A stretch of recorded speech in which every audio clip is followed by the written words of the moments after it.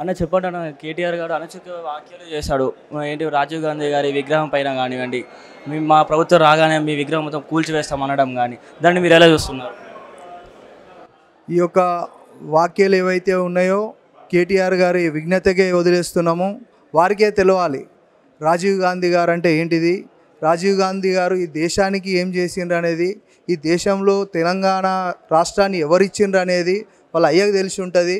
అదే తెలుసుకోవడము కేటీఆర్ గారిని ఫస్ట్ కేసీఆర్ గారి దగ్గర ఆ విషయాలన్నీ పూసగుచ్చినట్టు తెలుసుకొని ఈ యొక్క రాష్ట్రంలో మాట్లాడాలని చెప్పేసి మీ పత్రికాముఖంగా కూడా వారికి చెప్తున్నాము. అట్లాగే వారు అంటున్నారు తెలంగాణకు రాజీవ్ గాంధీకి ఏం సంబంధము అని అంటున్నారు. తెలంగాణకు రాజీవ్ గాంధీ గారికి ఏం సంబంధము అని అంటే ఈ విషయాలన్నీ కూడా నీ తాతలను అడగాలి, నీ అయ్యను అడగాలి అని మీ అందరం కూడా ఈ యొక్క కాంగ్రెస్ పార్టీగా ఆయనకు చెప్తున్నాము. అలాగే ఈ యొక్క రాజీవ్ గాంధీ గారి చరిత్ర ప్రపంచమంతా తెలుసు.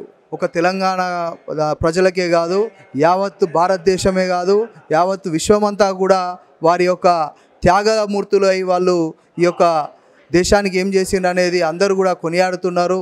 అలాగే ఇలా తెలంగాణ ప్రభుత్వం కూడా ఏర్పాటు చేసుకోగలిగినామంటే ఈ 10 ఏళ్లలో నువ్వు చేయలేనటువంటిది ఇప్పుడు ఈ 10 నెలల్లో మా యొక్క రేవంత్ రెడ్డి గారు ముందుకొచ్చి ఈ యొక్క ప్రభుత్వాన్ని నిలబెట్టి ప్రజాప్రభుత్వం, ప్రజా పరిపాలన అనే దృక్పథంతో ముందుకు పోకుంటూ ప్రతి ఒక్కరిని కూడా అంటిపెట్టుకొని పేద ప్రజల అభ్యున్నతి ఎలా ఉంటుందో అని ఇవాళ కళ్ళకు కట్టినట్టు చూపిస్తున్నాడు. కాబట్టి అదంతా ప్రజానికం అంతా కూడా తెలంగాణ యావత్ అంతా కూడా కాంగ్రెస్తో ఉన్నది, రాహుల్ గాంధీ గారితో ఉన్నది, రాజీవ్ గాంధీ గారి కుటుంబంతో ఉన్నదని చెప్పేసి మేమందరం కూడా ముక్తకంఠంగా వరంగల్ మహానగరం నుంచి ఇలా గాంధీ భవన్కు వచ్చి ఇక్కడ మహేష్ కుమార్ గౌడ్ గారిని ఒక బీసీ బిడ్డకు ఇవాళ ప్రదేశ్ కాంగ్రెస్ కమిటీ అధ్యక్షులుగా చేసి వారికి ఎంతో ఘనకీర్తిగా ఇలా నిలబెట్టడం అంటే ఇవాళ నీ ప్రభుత్వంలో ఏం జరిగింది, ఇప్పుడు ఏం జరుగుతున్నది అనేది నువ్వే తెలుసుకొని మాట్లాడాలని చెప్పేసి కూడా కేటీఆర్ గారికి మేము విన్నవించుకుంటున్నాము.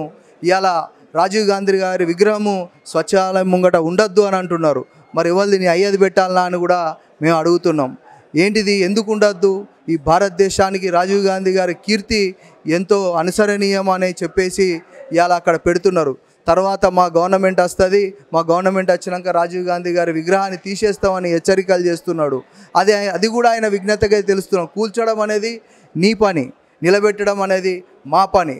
అదే మీకు మాకున్న తేడా అని చెప్పేసి మీ అందరం కూడా, నేను వరంగల్ జిల్లా నుంచి మీ అందరం కూడా కార్పొరేటర్లము ఇలా మా నాయకురాలు కొండా సురేఖమ్మ గారి నాయకత్వంలో ఈ యొక్క గాంధీ భవన్కు వచ్చి ఇలా మహేష్ కుమార్ గౌడ్ గారిని ఎంతో సన్మానించి వారికి అభినందనలు తెలియజేయడం జరిగింది. వారి యొక్క సమక్షంలో నేను Warangal GWMC 27 division corporator Chintakula Anil Kumar.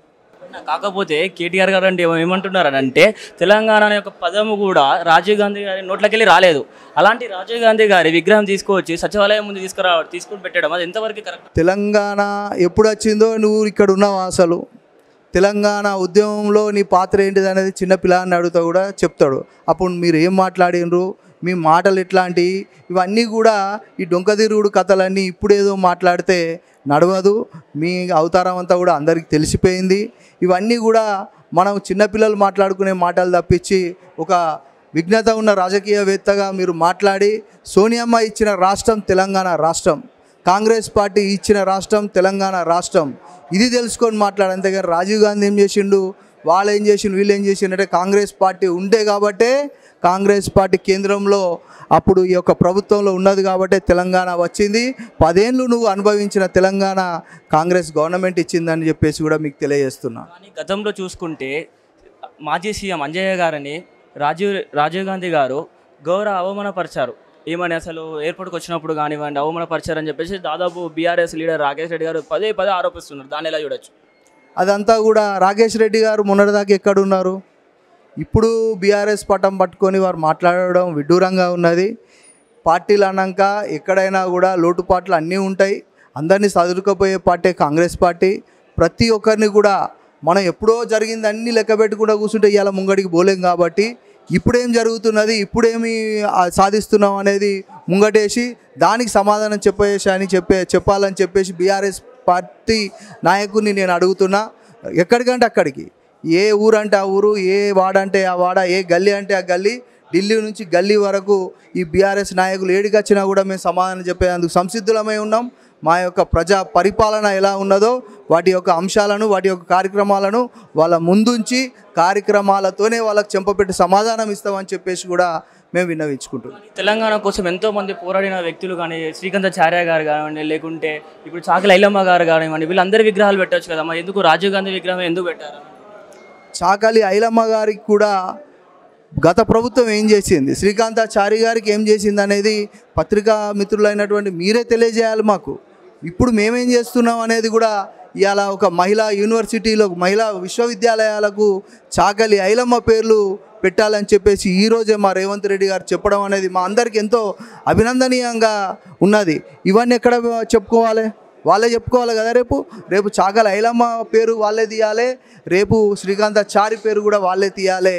వాళ్ళ నోట్లెంబడి ఆ మాటలు పలికియాలనే ఇవాళ మా రేవంత్ రెడ్డి గారు కంకణ బద్దులై ప్రతి ఒక్క అంశంలో తనదంటూ ఒక మార్క్ వేసుకుంటూ ఇలా ముందుకు నడుస్తున్నటువంటి మహానేత రేవంత్ రెడ్డి గారు అని చెప్పేసి ఈ యొక్క పత్రికాముఖంగా నేను తెలియజేసుకుంటున్నాను. ఇంకోటి అన్నది, లాస్ట్ టైం ఫైనల్లో మనకి రాజీవ్ గాంధీ గారి విగ్రహం ఓపెనింగ్కి రాహుల్ గాంధీ గారు రాలేదు, ప్రియాంక గాంధీ గారు రాలేదు, సోనియా గాంధీ గారు రాలేదు. అసలు వీళ్ళు ముగ్గురు రాకపోవడానికి కారణం ఏంటిది? అసలు దీన్ని ఎలా చూడవచ్చు? ఆ యొక్క కార్యక్రమం మనము రాష్ట్ర ముఖ్యమంత్రి వర్యులు, ఇక్కడ ఉన్నటువంటి పెద్దలందరూ కూడా ఆ యొక్క సమయ భావన దృష్ట్యా రాలేకపోయారు. దాని తర్వాత కూడా మంచి ప్రోగ్రాం పెట్టేసి ఇక్కడ రాహుల్ గాంధీ గారి ఆధ్వర్యంలో చాలా పెద్ద ర్యాలీ ప్రోగ్రాం అనేది ముందు ఉంటుందని చెప్పేసి మా అందరికి కూడా ఇన్ఫర్మేషన్ ఉన్నది. అప్పుడు మేము ఎంతో ప్రఖ్యాతిగా ప్రతిష్టాత్మకంగా ఇక్కడ చర్యలు తీసుకొని ఆ యొక్క ర్యాలీని విజయవంతం చేస్తామని చెప్పేసి కూడా మీకు తెలియజేస్తున్నాం.